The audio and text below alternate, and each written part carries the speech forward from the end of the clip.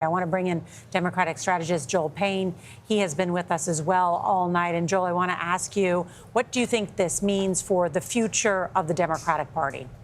Sure. Well, first, while we're talking about foreign attacks, let's not forget our elections infrastructure were under threat and duress today as well.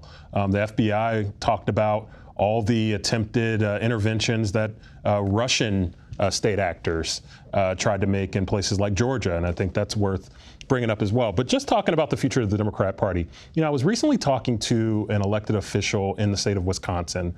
Actually, Leslie and I did on our podcast, Crosstalk Politics, and he foreshadowed kind of the fall off that we saw in the state of Wisconsin with black voters.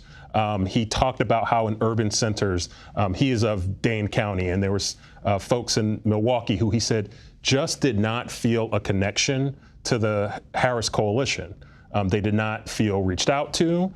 They did not feel engaged. It wasn't for lack of trying. It's just that the connection point wasn't there. And there was a bit of a signal.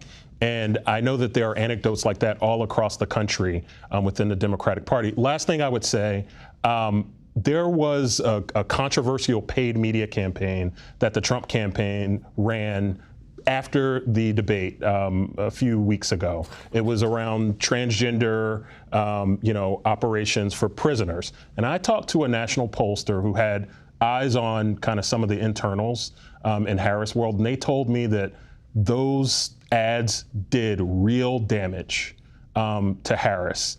And I wonder if she was ever able to fully recover from some of the damage. I mean, Trump in that paid media program really went to work on Harris, and it was suggested to me that,